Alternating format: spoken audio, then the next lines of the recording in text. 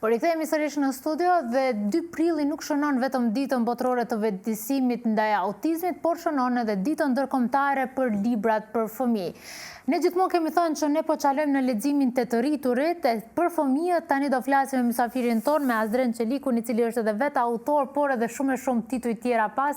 Mirëmëngjes Azren, mirë se erdhe. Si e? Shpresoj nuk të kam zgjuar shumë herët. Jo. Kam ardhur pak me entuziazëm, sepse ka shumë për të folur dhe besoj që do jemi frytdhënës në këtë edicion. Në fakt ke marrë edhe ca libra, ka shumë për të folur, po diçka unë do përmend një libër që kishe marrë me veti, më ktheu në shkollë fillore dhe në ato kompletet e lektyrave që i blenja. Sa mendon që po blen tani këto si sete? Nuk e di. Vërtet, sa e pash unë ishte botim i vitit 2000 apo 2002, dhe prej atëherë nuk e di a janë bërë botimet të seteve të këtilla. Por kisha apeluar që njerëzit sa më shumë të botojnë, sidomos do me thënë autorët shekullit 19 dhe 20, sepse këtu ka qenë ai lulëzimi i letërsisë për fëmijë. Shekulli 21 tani që jemi vërtet kemi filluar me një këmbë shumë të ngadalshme dhe kemi shumë pak autor të letërsisë për fëmijë. Mund t'i themi kështu me gishtat i numrojmë. Por besomni se bëjmë të shmos që ne që jemi këta të pak të depërtojmë disi, të përcjellim mesazhe të duhura, sepse ne kolektivisht kemi nevojë shumë për të shkuar përpara dhe për të zhvilluar gjeneratat tona. O Zot, sa shumë ka për të folur. Shumë ka, po kemi minutazh të duhur mendoj unë, edhe pse asnjëherë nuk është mjaftueshëm. Ne shumë shpesh kur flasim për libra, direkt mendja na shkon për librat për të rinj ose për të rritur. Përse nuk na hyn direkt në mendje librat për fëmijë? Sa ne duam të lexojmë libra për fëmijë ose u japim fëmijëve të lexojnë libra për fëmijë? Do të thoja këtu se kjo varet nga më shumë faktor, pra varet nga edukata familjare, varet nga situata dhe gjendja e shkollave, varet nga shoqëria ku jetojmë dhe ne fatkeqësisht jetojmë në një shoqëri ku gjeneratat tona kohët e fundit kanë shumë pengesa dhe nuk ju jepen këta procese zhvillimi, ky ushqim shpirtëror, unë e quaj ushqim shpirtëror kur ju jep fëmijëve të lexojnë.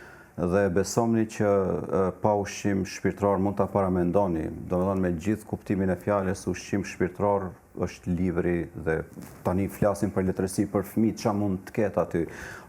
Mund vetëm t'i pasurojnë fëmijët, t'u japin ndjenja të mira, përjetime të bukura, imagjinat, zhvillojnë. Në aspektin psikologjik ndikon në mënyra të mrekullueshme, aktivizohet truri, e shumë gjëra të tjera. Nuk e di asun nga t'ja filloj ose çfarë të them, por vërtet duhet kolektivisht të organizohemi dhe të mobilizohemi. Shkollat, nuk e di, të shqyrtojnë se çfarë programesh kanë, Ministria e Arsimit, nuk e di se sa interesohet, sa kanë qasje fëmijët në shoqërinë tonë, sa ka librari në shoqërinë tonë. Ja, për shembull në Shkup, pothuajse s'kemi fare librari. Është një librari 2 lagjesh tek tuk, mund të gjejmë diku, por për mua është kjo një problem shumë serioz.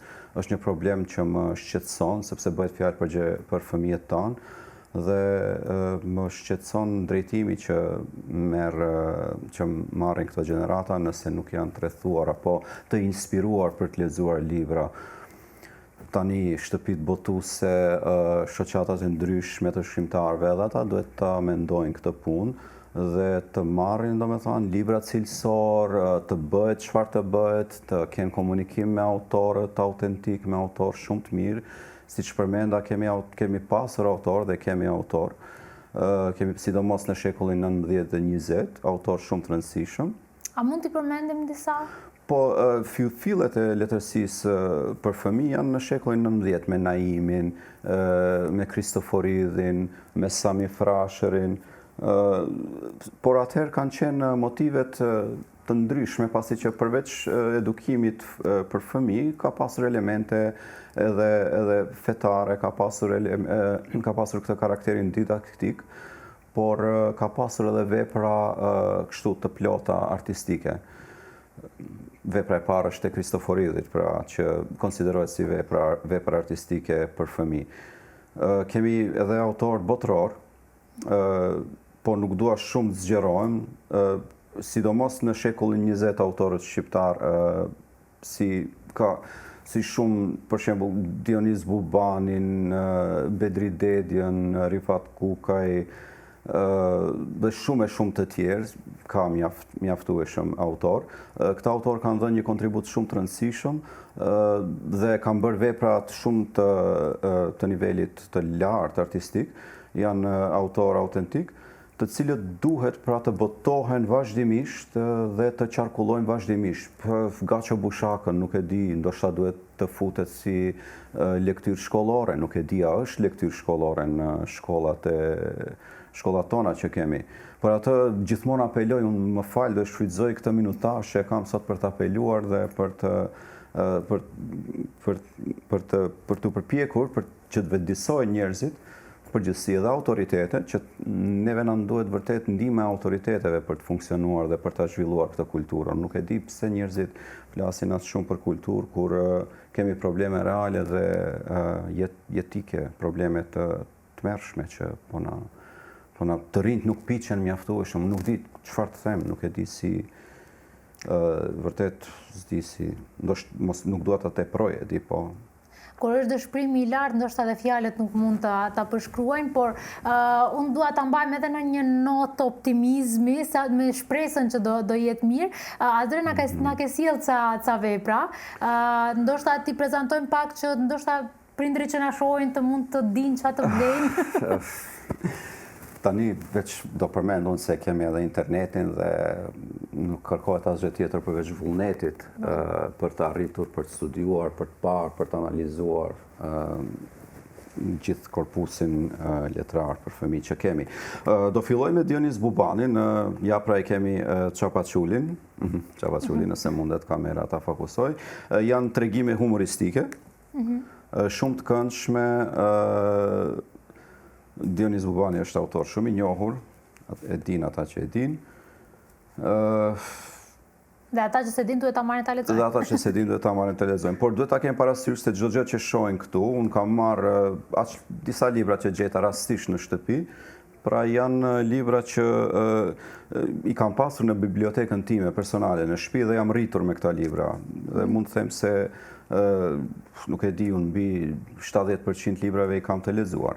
Sidomos kur kam qenë fëmijë, nuk është se jam kthyer të studioj domethënë konkretisht fushat e caktuara të letërsisë. Ja këtu e kemi edhe Kalamajt e pallatit tim. Edhe ky është një roman shumë i mirë, ua rekomandoj që domethënë prindërve, shkollave, fëmijëve që t'i lexojnë. Unë do të them këtë që ky roman vjen në seri, edhe janë 1, 2, 3, 4 seri. Unë për këtë e kisha fjalën, unë së paku në kohën tim janë blerë dhe i kemi lexuar deri në klasë të 5 këto libra, nuk e di tani si është situata.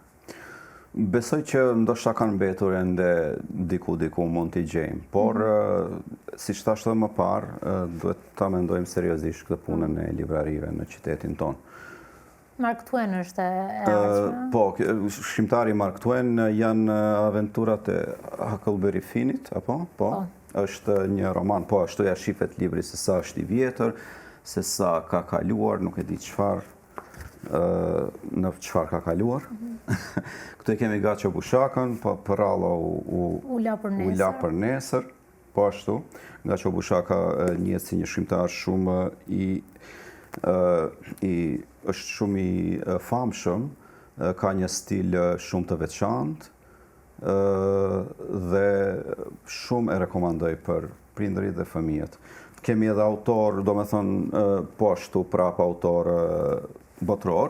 Kemi Pinokun, të gjithë e din, por dua të përmend një gjë. Tani këta libra, besoj që janë bërë diku të lexojnë prej moshës 8 vjetë e lartë. Është shumë e rëndësishme që fëmijët është shumë e nevojshme që kur arrin 8 vjeçin dhe fillojnë të kalojnë këtë moshë 8 vjeçare, prindërit duhet të sigurohen që ata janë duke lexuar pra libra që kanë libra këta janë nuk është lehtë futet fëmija dhe ta lexoj këtë libër. Tani ne duhet mendojmë shumë se si duhet ta motivojmë një fëmijë të lexoj pra një prozë të pasur siç është kjo. E cila nuk ka fotografi, nuk ka animacione brenda vetë. Nuk ka fotografi, nuk ka asgjë tjetër. Për atë bëhet fjalë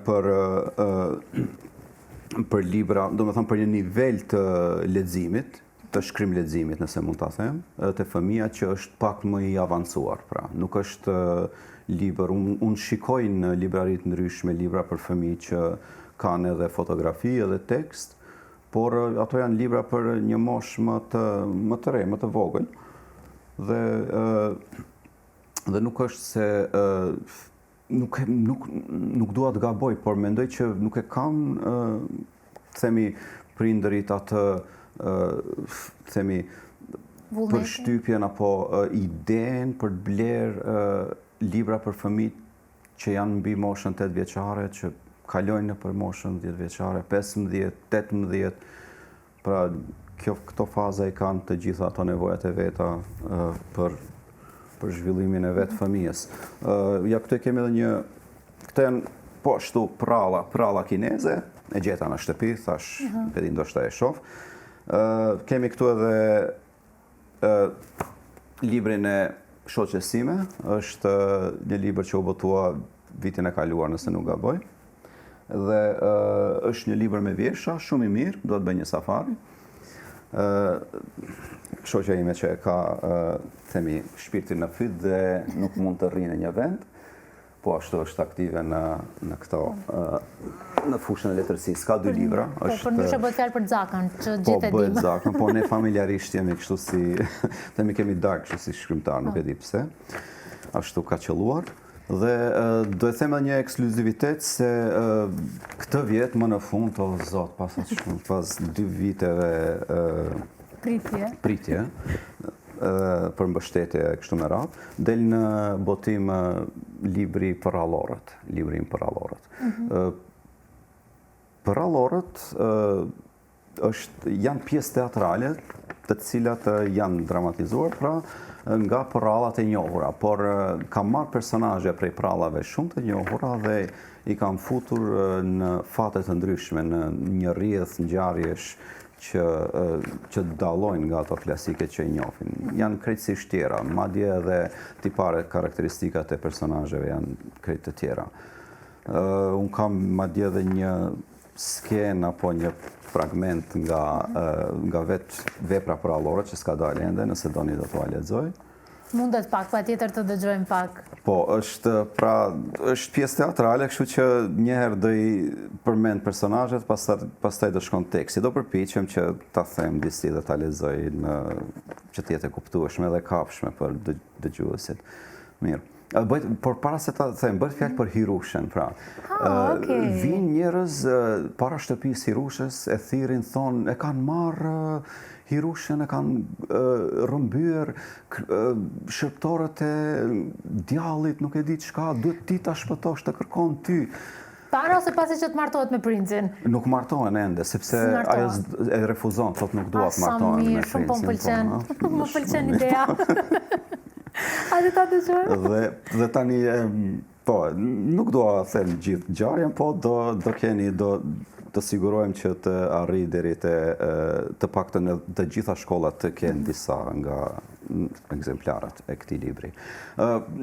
Mirë, përfaqësuesi i turmës jam mbledhur gjithë para shtëpisë Hirushes. Hirushe, princin e kanë rrëmbyer shërptorët e vet djallit. Hirushja, çfarë është kjo marrëzi që po thoni? Është kjo e vërtet? Përfaqësuesi i turmës. Kerberi, qeni i botës nëntoksore, ka rrëmbyer princin. Hirushja, o zot, por çfarë mund të bëj unë në lidhje me këtë? Përfaqësuesi i turmës. Para se të largoj, Kerberi na tha që vetëm nëse Hirushja vjen para portës së ferrit, princi mund të shpëtojë. Hirushja, tani si është e mundur të jem gjithmonë në situata kaq të pazakonta. Gjithmonë ndodh diçka jashtëzakonshme me mua. Jo, kjo nuk është e vërtetë, është thjesht një ëndër. Mos zgjoni, ju lutem, mos zgjoni. Drisela, Anastasia. Heshtje. Roja mbretërore, është e vërtetë, zonja Hirushe, ne ndoshta jemi gratë mbretërore, por nuk jemi mjaftueshëm të fuqishëm për të mundur Kerberin, qenin e nën tokës me 3 koka. Hirushe, mirë pra, do të shkoj. Drisela, të kalon mendja aty, do të shkosh të takosh Kerberin para portës së Nën Tokës? Hirusha, dikush ka nevojë për mua, Drisela, një qenje njerëzore, çfarë duhet të them? Drisela, do rrezikosh jetën për dikë që një vetëm 2 ditë? Hirusha, ironike apo jo? Drisela, Hirusha, do të kthehem Drisela, nëse jo, të paktën historia ime do të jetë e madhrishme për t'ua treguar nipërve dhe mbesa, apo jo? Drisela, Hirusha e një trollake vërtet. Dhe shkon Hirusha pastaj. Po shi nuk vdes në fund Hirusha, po? Jo, nuk vdes. Kjo është e rëndësishme. E di që më pëlqen te kjo, sepse diçka që feministet edhe unë vete e kam diskutuar është momenti që në gjitha përralla që ka të bëjë me princesa, gjithmonë duhet një mashkull të vi ta shpëtoj princesën. Unë adhuroj Barbardhen, edhe në fund del që princi putja, por në fakt unë me disa teori konspirative doli që ata shkojnë në parajs. Nuk vazhdojnë jetën, por gjithsesi duhet një burr për ta shpëtuar. Dhe kjo është një aspekt i bukur për t'u dhënë fëmijëve që edhe një vajzë mund të shkon ta shpëton një djalë. Ashtu pra pikërisht. Është një ndrim i roleve gjinore. I roleve, patjetër, edhe është shumë e mirë, shumë e bukur për të parë, është një vajzë e guzimshme, pse jo, mos i kemi vajzat guzimshme. Sa luajnë rol, pikërisht në këtë drejtim duhet pyes, sa luajnë rol prallat, libra që fëmijët i lexojnë në ndërtimin e tyre si personalitete në të ardhmen?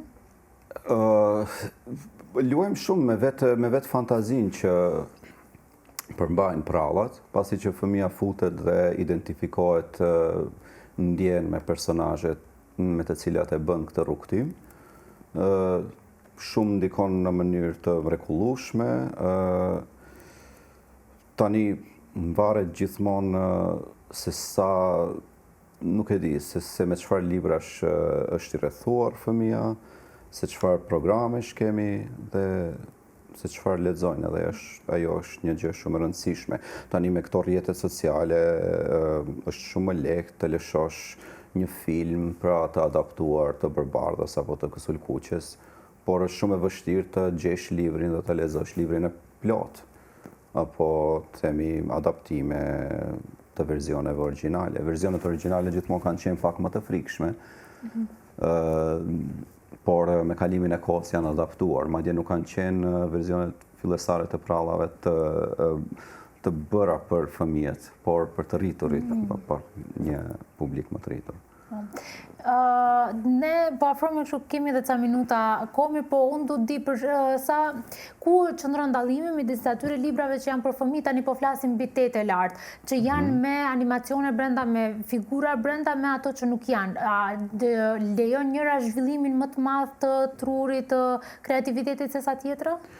Mund të them, pra mendimi im është se të dyja i kanë të mirat dhe mangësitë e veta. Pra, të dyja projektimet janë projektime që zhvillojnë fantazinë e fëmijës, janë projektime që janë të këndshme për t'u parë, por gjithmonë do anoj në anën e librit, të leximit, sepse e kam ndjesinë dhe mendimin se libri është më i fuqishëm dhe për ta zhvilluar fëmijën se sa themi animacioni, pasi që animacioni ka një rrjedhë më të shpejtë, një ritëm më të shpejtë të ngjarjeve dhe kalon më shpejt. Vërtet janë gjëra të bukura për t'i parë, ka ngjyra, ka emocione, por libri gjithsesi është më i pasur në gjitha aspektet. Unë mendoj që prindrit ndoshta, sidomos tani gjeneratat e reja, prindrit e ri, mundohen ndonjëherë fëmijët i vënë t'i lexojnë, por kur prindi vet nuk lexon, fëmia s'ka nga ku e merr shembullin. Sa është e rëndësishme që ndoshta prindi të ulet bashkë me fëmijën të lexojnë. Po, dhe mandje për fat keq është bë kjo një nevojë kritike për që prindrit të kujdesen për këtë që t'i shtin fëmijët të lexojnë, sepse fëmia kur del jashtë nuk përballet me një shoqëri që lexon. Përballet me një shoqëri që dëgjon muzikë në telefon, përballet me një shoqëri që nuk e di ka interesa tjera, por gjithmonë këto rrjedhat që janë jashtë, që ndodhin ndërmjet fëmijëve, kjo mënyrë e jetesës, gjithmonë është sipërfaqësore, nuk është se ne shikojmë thellë në ta, ne të rriturit e shikojmë thellë gjendjen e tyre, nuk e shikojnë fëmijët, por fëmia kur ulet lexoj një situatë të përditshmërisë në libër diku, atëherë ai futet tellë, atëherë ai fillon ta kuptoj rrethanat, të identifikohet me personazhet, të ketë dëmshuri e kështu me radhë, sepse vepra letrare si vepër letrare është edhe më shumë se realiteti. Është mbi realitetin, është një kritik për realitetin, është një reflektim. Fëmijët, siç thash, dalin dhe kanë një mënyrë tjetesës krejtësisht tjetër, nuk e kanë në rutinën e tyre të lexojnë, nuk e kanë në rutinën e tyre të kritikojnë, nuk e kanë në rutinën e tyre këtë pjesë të edukimit, që është ndoshta edhe shtylla e edukimit të tyre. Mandje edhe në shkolla nuk e diun se sa funksionojnë, sa kanë shkollat, pra nëse s'kemi librari, a kanë shkollat kontakt me librarit, a ka Ministria e Arsimit kontakt me shkollat, çfarë po ndodh atje.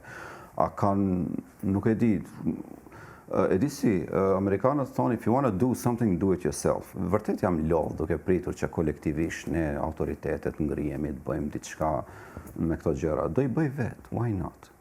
Do me thënë, nuk e di, kohët e fundit kam hapur një kanal në YouTube dhe atje kam filluar t'i përkthej fabulat. Tani fabulat i përkthej, i vizatoj çka kam në shtëpi duke mbukur gjëra dhe i rrëfej. Pra, kemi fabula që projektojnë në mënyrë audiovizuele për fëmijët dhe për të gjithë të tjerët që duan të lexojnë dhe janë të kafshme. Interesi për të lexuar, për ta rrumbullaksuar i gjithë është I ulët. Do me thënë, këtu unë për atë jam kaq në thojza I shqetësuar, se fundja nuk kam çka bëj unë pa ndihmën e tjerëve. Unë mund vetë flas, mund të kundërshtoj, mund të them, nuk e keni mirë këtu, nuk e keni mirë aty, po vetë nuk mund të bëj asgjë, vetë mund të bëj pak. Kolektivisht me ndihmën e të tjerëve, me mbështetje, mund të bëj vërtet shumë. Dhe besoj që këtu është ai çelësi, duhet të organizohemi. Ne mund të bëmë shumë më shumë kur jemi gjithë bashkë dhe kur gjithë punojmë. Ne kemi ardhur kështu në përfundim të emisionit, sa do që shpejt na iki koha. Azrem, faleminderit shumë që ishe pjesë e studios. Faleminderit edhe juve.